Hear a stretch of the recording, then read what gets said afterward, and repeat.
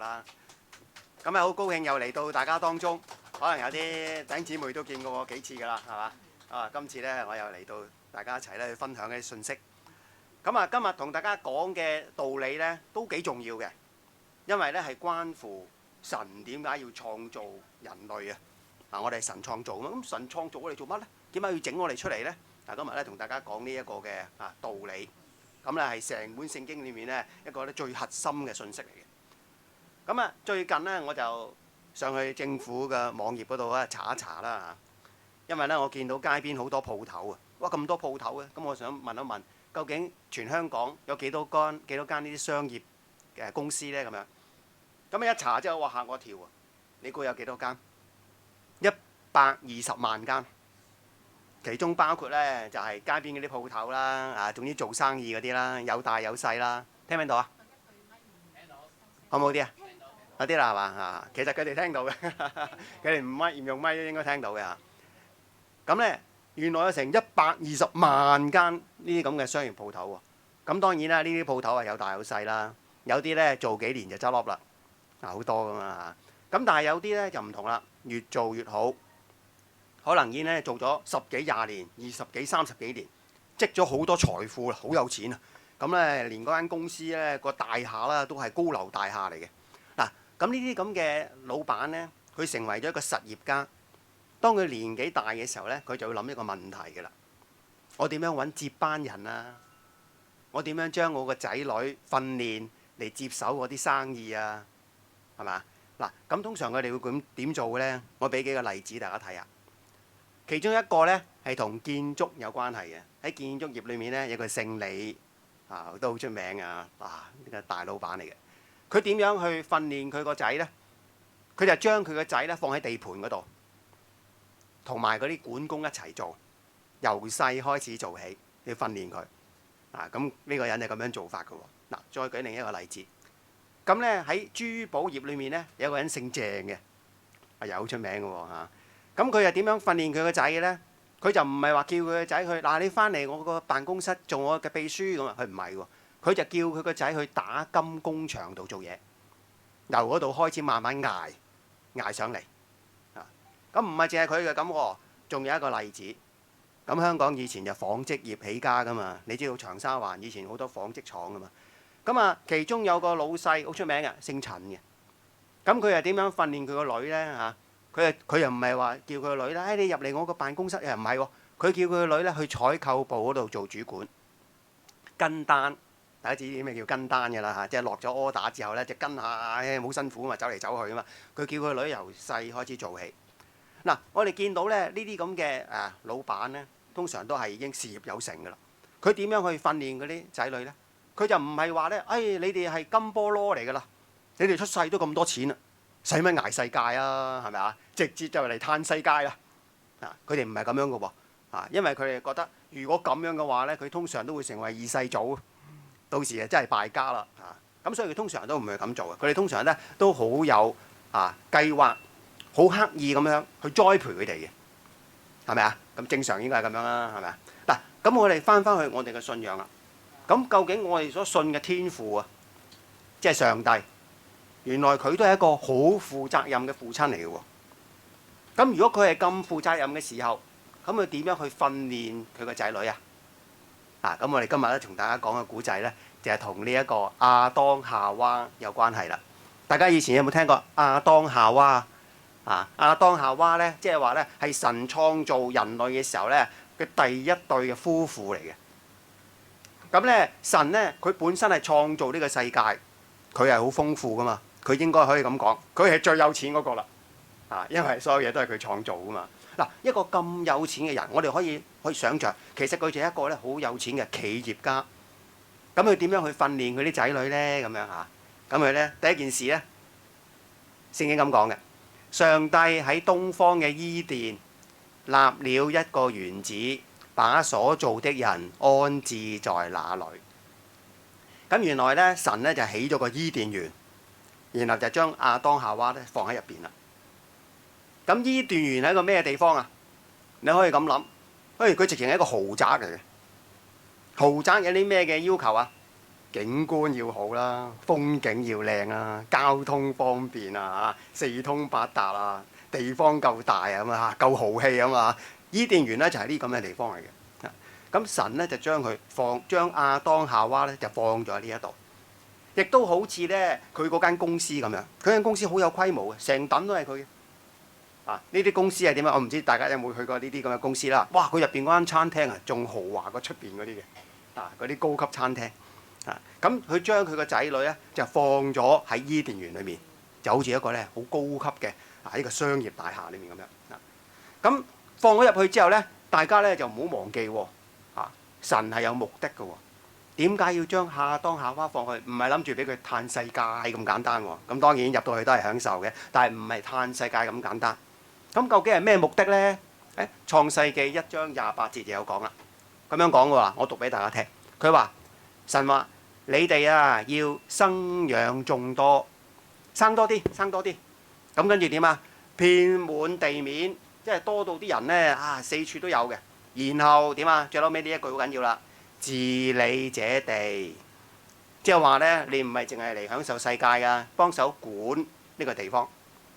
即係好似咧嗰個嘅所以咧佢哋嘅責任就係管理呢個大地，就好似咧嗰啲嘅企業家去訓練嗰啲仔女咁。我嗌你嚟我公司，當然你都可以嘆入邊啲資源嘅，入邊有好多福利嘅。但係你最終嘅目的咧就係幫我搞好呢間公司，得唔得？同嗰啲企業嘅諗法都一樣喎。上帝嘅諗法就係啲企業家嘅諗法，要管好間公司。咁呢個咧就係上帝咧創造人類嘅目的。咁你話咁簡單咪好咯？咁咪好啦我哋去豪宅度住啦，管理下呢個大地啦。又唔係咁簡單嘅喎。原來要管理呢個大地呢，對於上帝嚟講係有要求嘅。有要求？咩要求啊？咁呢，聖經創世記2章16節，頭先大家讀咗噶啦，就係嗰個要求啦。嗰個要求係講咩啊？佢話喺呢一個伊甸園裏面好多嘢食㗎。乜嘢樹上面嘅果，即係嗰啲生果咧，都食得。不過有一棵唔食得。嗰棵係乜嘢啊？嗰棵叫分別善惡樹嘅果子，名就唔係好緊要嘅啫。總之就係嗰棵嘅生果就唔可以食。咁上帝係冇解釋原因嘅喎。點解呢？係咪食咗之後會生癌啊？係咪食咗之後會點啊？上帝就話：總之唔食得，食咗就有好大問題嘅啦。個最大嘅問題就係你會死嘅。咁至於點解死咧？點樣死法咧？唔知道喎，冇講話。總之就唔準食。咁上帝嘅要求就好明確啊，係咪啊？總之就唔準食啦，係咪？咁多棵都可以食，咁咪唔食嗰棵咯，係嘛？咁多棵好似咁多生果咁唔食嗰樣咯。即係有啲人唔食榴蓮㗎嘛？唔食榴蓮冇所謂啊，我有提子啊，有菠蘿啊，芒果啊，冇所謂啊，係咪啊？但係可惜呢個亞當就唔係咁諗喎。有一日咧就發生咗一件事啦。呢件事係點樣呢？就喺創世記3章4節咁講。喺呢一個伊甸園裏面呢，就出現咗一條蛇。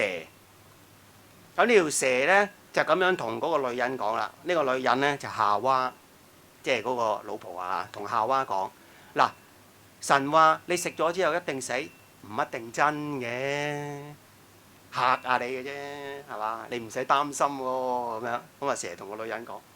咁女人聽咗之後，咦係噃？唔一定真噶嘛，係咪啊？咁可能係假嘅咧，咁樣。咁於是咧，佢就唔理啦，佢就話唔俾食啊，我就去摘嚟食。咁摘完之後唔單止自己食喎，俾埋我老公一齊食。因為有心虛啊嘛。如果自己做錯嘢唔係幾好，咪拉埋老公落水，咁話兩個一齊係嘛？咁於是咧就膽壯啦，兩個一齊食咗佢。咁於是咧，我哋就會問啦，其實係咪上帝好過分呢？咁樣要求，點解唔俾食啫？係咪啊？咁你唔俾食又要放喺嗰度喎？咁呢個係咪好過分嘅要求呢？咁樣嗱，如果我哋諗嘅時候呢，其實呢個唔係好過分嘅要求嚟。你諗下，如果嗰個嘅企業家佢將佢個仔放喺公司嗰度，佢有時都會警告佢嘅喎。警告佢咩啊？你千祈唔好入電錶房啊！大家有冇入過電錶房啊？我哋入過啦。我以前教書噶嘛，我就負責要管理呢啲嘢嘅。所以咧，邊度維修啊？咩斷電啊、跳電啊，咁我就要第一個入去電錶房。電錶房入邊真係唔好講玩喎，因為佢入邊咧分分鐘，你如果搞得唔好嘅話咧，成間學校、成間公司就斷電嘅啦，冇晒電。呢個就係輕嘅喎，重嘅點啊？電死你嘅，因為你唔識掂啊嘛，亂咁喐咁喐啊嘛，結果咧就自己電死自己啊！所以咧，如果個阿爸同個仔講，你度地方都可以去，唯獨個電錶房唔好去，佢可能唔會解釋好多嘢嘅喎。點解咧？因為個仔都唔係讀電機嘅，都唔識呢啲電嘅嘢，入到去咩打咩，同佢解釋佢都唔明㗎啦，係咪啊？總之就一個規矩，你唔好入電錶房。得唔得？嗱，咁所以咧，你話係咪啊？上帝對亞當有要求，佢冇解釋個原因，可能解釋佢都唔明，但係其實係有道理。不過佢就係唔聽，就係唔聽啦嚇。好啦，咁我哋可能會咁樣講啦，咁同我唔關係啊，係咪啊？亞當啫嘛，夏娃啫嘛，佢兩個唔生性啫嘛，其實唔係嘅，佢兩個人個反應咧，正好就係你同我嘅反應嚟嘅。點解咁樣講啊？嚇，因為咧，因為人類嘅內心裡面嘅陰暗面啊，其實係一樣嘅，大家都係嗰樣嘢嘅。嗱，我舉個例啦嚇，譬如話咧，首先係第一樣嘢，有啲人又會咁樣諗嚇，佢話係咪上帝咧好孤寒啊？嚇，即係俾佢食多個生果咧都唔俾咁樣，咁呢個就冇可能嘅。其實咁樣諗都係有啲白痴㗎啦嚇。上帝點會孤寒咧？上帝創造世界啊嘛，點會唔俾你食個生果啊？所以一定唔係。咁有啲人又會咁諗啦，係咪上帝咧妒忌啊？佢驚亞當夏娃食咗之後聰明過佢咁樣。咁呢個諗法亦都冇可能嘅係嘛？因為嗰棵嘢係上帝創造㗎嘛係嘛？創造完嗰棵嘢，你食咗佢聰明啲，都唔會聰明過上帝啊係咪？所以咁嘅諗法又唔啱嚇。咁其實最主要嘅原因點解要整一棵樹喺度，令到亞當夏娃咧佢哋要唔俾佢哋食咧？其實最終嘅目的就係呢樣嘢啦。嗱，呢個好重要喎，大家一定要聽喎，就係要考驗佢哋，要考驗佢哋嚇。咁點解亞當夏娃佢仍然都會係食嗰棵樹咧？就其實就好似個仔點解要入電錶房一樣，阿爸叫佢唔好入，佢偏偏要入。其實有好多原因嘅喎，不外乎咧都兩種。第一種好奇咯，你知呢個世界就係咁噶啦，越唔俾你做，我就越想做。係咪啊？好奇心啊嘛嚇。第二樣嘢咧就係反叛啊！我就係唔妥你嘅，你叫我唔做咧，我就要做；你叫我行東咧，我就去行西啊！咁所以咧，歸根究底，點解個仔要入電錶房咧？個原因就係咧，佢唔係好重視佢阿爸嘅吩咐，佢唔係好重視佢阿爸嘅吩咐。其實呢樣嘢咧，就係同呢一個亞當夏娃一樣喎嚇。亞當可能會咁諗嘅，其實我已經大個啦，我有我嘅主見噶嘛，咁唔係話你講我就要聽噶嘛，係咪？我都有分辨能力嘅，係咪？我要信自己咁樣。咁另一方面咧就係可能咧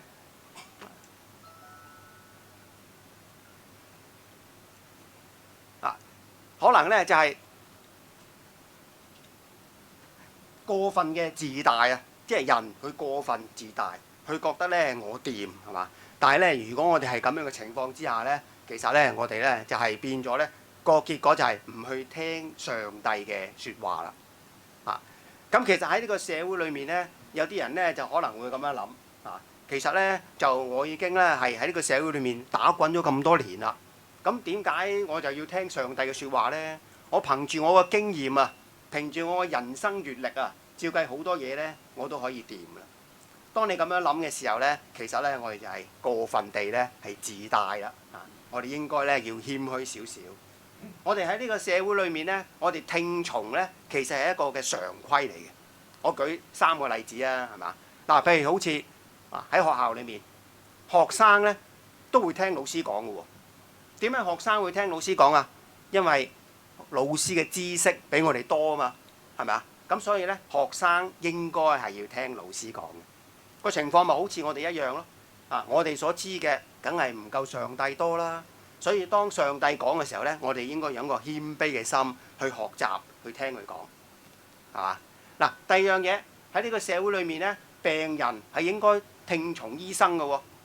大家去睇醫生個目的都係想聽醫生嘅意見嘅啫，係咪啊？你唔係諗住去睇醫生，然後跟住同醫生搏過噶嘛，係嘛？不過都係有㗎，即係唔好話，即係有啲人係咁㗎。點解咧嚇？因為我外母就係咁樣㗎啦。佢去睇醫生係同醫生搏過嘅。佢話：嘿，都唔係咁樣嘅啊！我最清楚自己嘅，你唔識我啲嘢㗎嘛。但係佢去睇醫生㗎，好奇怪。點解咧？因為佢係信中醫啊嘛，佢唔信西醫嘅。咁嗰啲仔女逼佢去睇醫生，咁結果又同醫生搏過，咁都有咁嘅人㗎喎嚇。但係正常嚟講唔應該咁。正常嚟緊病人就係有病啊嘛，就係要求醫生嘅醫治，因為醫生有專業啊嘛，係咪啊？所以病人咧係聽從醫生。仲有一個情況就係士兵都應該要聽將軍嘅指揮嘅喎。咁個將軍話：嗱，你行呢條路去打仗咁樣。咁個士兵話：呢條路唔係咁舒服喎，我睇隔離嗰條路好啲喎，係咪啊？咁冇理由咁嘅嘛，係咪啊？點解唔會咁呢？因為個士兵淨係睇眼前嘅嘢嘅啫，但係將軍咧就睇晒全局嘅。咁所以咧，將軍個策略咧係全面性嘅，士兵應該聽佢指揮，係咪啊？嗱，其實我哋嘅天父啊，就係咧我哋嘅老師。亦都係我哋嘅醫生，更加係我哋嘅將軍。我哋只不過係一個小士兵啫，我哋一個學生啫，係嘛？所以我哋應該咧係要聽從上帝嘅吩咐嘅，呢個係合情合理嘅，得唔得嚇？好啦，咁啊去到最後嘅時候咧，大家都知道啦，我哋應該係要聽從上帝嘅吩咐啦。咁我哋去到呢個故事嘅結尾嘅時候啊，大家都知道亞當夏娃咧係被趕出呢個伊甸園嘅。亞當夏娃被趕出呢個伊甸園，咁大家如果去諗翻呢個故事嘅結尾嘅時候呢，可能會覺得有啲悲慘，係嘛？因為個結局呢唔係大團圓啊，個結局呢就亞當夏娃俾人趕咗出去啊，咁可能有呢個感覺。但係如果你諗真啲，唔係嘅噃嚇。首先第一樣嘢，亞當夏娃俾人趕咗出伊甸園之後，係咪代表神係撇棄咗佢哋啊？即係神要你哋啊？呢兩個真係忤逆啊，趕你出去唔理你咁。唔係喎，神唔係咁樣嘅喎。點解啊？因為喺聖經裏面咧已經有提示㗎啦。聖經裏面咧，當咧亞當夏娃犯咗錯之後咧，上帝唔係唔理佢哋，係繼續同佢哋傾偈，而且咧係親手咧係仲用皮啊幫佢哋整衣服，整一件咧皮革衫俾佢哋着，親手做俾佢嘅喎。咁即係證明咩咧？證明即係神唔係唔理佢哋咯。神唔係撇棄佢哋咯，神係繼續關顧佢哋嘅嚇，因為咧親手做毛衣俾佢哋。咁如果我哋學者去繼續研究呢個聖經咧，就可能會更加可以睇到，原來上帝咧喺佢個嘅宣判裏面咧已經預告咗咧耶穌基督嘅救贖嘅。不過呢一部分咧比較深少少，我就唔同大家分享啦嚇。總之反映一樣嘢就係上帝唔係撇棄佢哋，上帝係仍然關顧佢哋嘅。咁唔單止係咁喎。上帝咧就俾亞當夏娃一個新嘅機會，咩新嘅機會啊？嗱，好多人就會咁諗啦。上帝咧罰亞當，嗱，你以後咧就要辛苦啲做嘢啦，你流汗咧先至可以種到嘢出嚟嘅。咁咧總之就要辛苦啲啦咁樣。咁啲人就會有啲感覺，唉，咁真係慘啦，罰佢做嘢辛苦啲咁樣嚇。但係其實呢一個咧係一個正常嘅過程嚟嘅喎。點解啊？呢個係一個鍛鍊嘅機會嚟嘅。大家諗下。如果個阿爸送佢個仔去做主管，某個小部門去做主管，佢做到一鑊粥咁樣，咁你要點樣啊？咁個阿爸應該點做啊？咁你既然做主管做得唔好，咁咪降級咯。咁你做下工人先啦。當你做工人做得好啦，咁先再升翻級啦，係咪啊？咦，亞當嘅情況咪咁樣咯？佢既然喺伊甸園裏面做得唔好，咁於是神咧就叫佢去另一個地方，喺嗰度咧做更加深入嘅鍛鍊。等佢嗰個鍛鍊都做好咗嘅時候呢，先至再升級翻嚟，明唔明白？所以大家千祈唔好覺得個故事好慘喎，個故事係一個正常嘅結局嚟嘅喎。當佢做得唔好，就去一個更加低層啲嘅地方去打滾，去做磨練，然後呢次再翻嚟。咁呢一個呢，就係亞當夏娃佢嗰個結局嚟嘅。好啦，嚟到呢度嘅時候呢，我哋呢就做一個總結啦。講得咁多，嚟翻個總結咯喎。呢個總結呢，總共有3點。第一點，上帝做人係為咗乜嘢啊？上帝做人唔係諗住我嚟玩下喎，做個公仔出嚟幾得意喎，玩完就放埋一邊嘅。唔係咁樣。上帝做人係有目的、有方向嘅。個目的就係為咗咧要人去管理大地，即係做完出嚟咧幫佢手去管理呢個世界。世界就係神創造嘅，但係管理咧係交俾人去管理，得唔得？嗱咁所以咧，大家知道我哋嘅身份喎嚇，我哋嘅身份咧，我哋都係上帝嘅兒女嚟噶嘛。我哋咧最終都要協助上帝去管理呢個大地。第二樣嘢，上帝要我哋幫手管理，但係佢有要求嘅喎，唔係個個人都可以幫到佢嘅喎。點樣先可以幫到上帝啊？如果你按呢一個創世記裏面所講，呢個要求咧就係一個最基本嘅要求，我哋要聽上帝嘅吩咐，我哋要服從上帝嘅吩咐。點解我哋要服從啊？因為上帝比我哋高級，比我哋聰明，比我哋有智慧，所以我哋應該係聽上帝嘅吩咐。咁可能大家就會諗啊，上帝幾時有吩咐過我啊？唔多覺喎，係咪啊？有聖經裏面所講嘅嘢就係上帝嘅吩咐咯。嗱，咁所以大家應該咧係多啲去睇聖經。當聖經裏面嘅教導出嚟嘅時候咧，我哋唔係淨係水過鴨背聽咗就算嘅，我哋應該要聽下神究竟咧想我點做法咧？神嘅吩咐係啲乜嘢咧？嚇，從睇聖經裏面咧就可以知道啦，得唔得嚇？好啦，第三點就係同你而家生活嘅環境有關係。每個人嘅生活環境咧都好唔同嘅，有啲就可能比較多病痛啦，出入醫院；有啲咧就比較貧窮啦，係嘛？咁咧冇錢開飯。有啲咧工作就唔係好如意啦。嗱，大家面對呢啲咁嘅逆境咧，你應該要諗下，其實我哋係亞當夏娃嘅兒女嚟嘅。亞當夏娃咧，佢好辛勤咁做嘢，因為佢要接受磨練啊嘛。